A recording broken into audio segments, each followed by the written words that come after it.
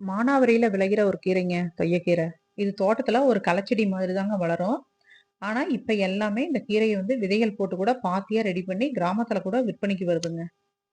இது எங்க தோட்டத்துல மகிழ்வனத்துல வந்த கீரைங்க. இந்த கீரை வந்து மழைக்காலம் வந்துட்டாலே இந்த கீரை வந்து நெறைய வந்துடுங்க. ஆனா சமைச்சு சாப்பிட்டா அப்படி இருக்கும். ரொம்பவே நல்லா இருக்குங்க. கிராம சைடுல இந்த கீரைய நெறைய பேர் சாப்பிட்டு இருப்பீங்க. ராகி களிக்கும் இந்த கீரைக்கும் காம்பினேஷன் அப்படி இருக்குங்க. சூப்பரா இருக்கும். சூடான சாப்பாட்டுக்கும் கூட இந்த கீரை நல்லாதாங்க இருக்கும். இந்த கீரை கடைஞ்சு அந்த கீரை வெறுங்கீரை தாங்க கடையணும். பருப்பு போடாம. கடைஞ்சு சாப்பாட்டு கூட வச்சு சாப்பிடும்போது ரொம்பவே நல்லா இருக்கும். ஆனா எங்க தோட்டத்துல குமுட்டி கீரை வரதே இல்லைங்க. இந்த கீரை வந்து நெறைய மழை வந்துட்டாவே நெறைய வந்துரும். ஆனா குமுட்டி கீரை வரதில்ல. அது எப்படியாவது விதைகள் வாங்கி போட்டு பார்க்கணுங்க.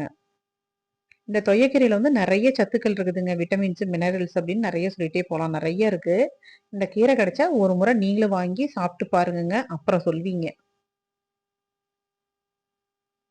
இந்த வீடியோ பிடிச்சிருந்தா அப்படி சப்ஸ்கிரைப் பண்ணுங்க, லைக்